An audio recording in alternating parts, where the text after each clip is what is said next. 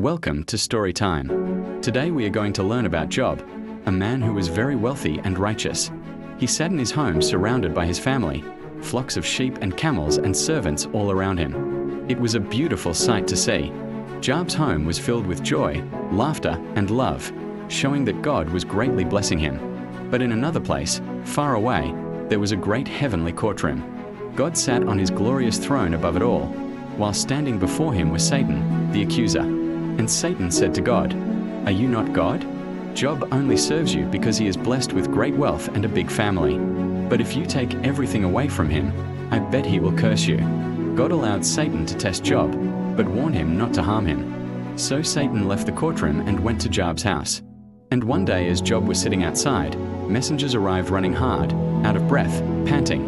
"Sir, I have some terrible news to tell you. Bandits stole all your animals. They also killed all your servants except for one who told me to come and tell you." When Job heard this, he said, "The Lord gave, and the Lord has taken away. Blessed be the name of the Lord." Then Job fell down and worshipped. But before he could get up, another messenger came rushing in. "Sir, I have bad news. Your children were killed. The house collapsed and only your wife survived." When Job heard this, he tore his clothes, shaved his head, and fell on the ground in grief. Then his wife looked at him and said, "You cursed God, Job. Why don't you just curse God and die?" But Job said, "We received good things from God, and we must endure the bad things he allows." Job 1:21. So Job sat on the ash heap outside the city. His body was covered with painful sores, and he used broken pieces of pottery to scratch his skin. For many days he suffered in silence, but finally he raised his hands to heaven and cried out, "Why does God let me suffer like this?" Yet even in his pain, Job refused to sin against God. Then 3 of Job's friends came to see him. Eliphaz, Bildad, and Zophar sat with him in silence for 7 days, mourning with him. But after that, they started accusing him of sin. "You must have done something really bad for God to be angry with you and cause you so much suffering," they said. But Job, though weak and suffering, still held on to his faith. He answered them, "If only my pain would stop, and God would heal me now. Then I would listen to what you say and stop acting so innocent. You are making me give up my faith, causing me even more suffering." Job 16:19.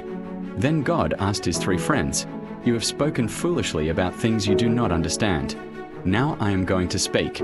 Where were you when I laid the foundations of the earth? Tell me if you have any wisdom."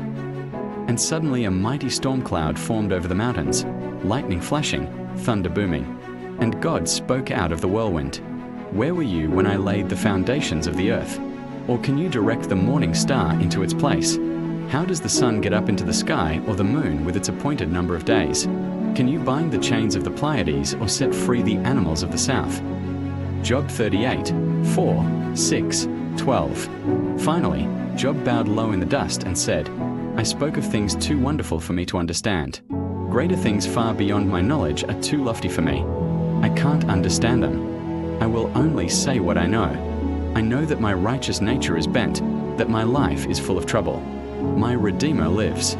That is my hope when I am weak, and he will save me in my despair. My salvation will come from him." Job 42:3, 10, 11.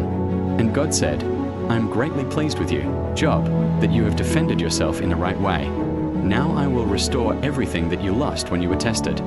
I will give you even more, double what you had before, flocks and herds, servants and new camels, and many sons and daughters." And God did just as he said. He gave Job everything he asked for, and Job lived happily ever after.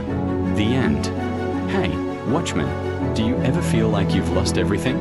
Sometimes bad things happen that are not our fault, but we have the choice of how to respond.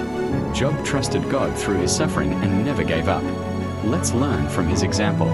And remember, no matter how bad things may seem, God is still in control. Now it's story time. Which character from today's story was your favorite?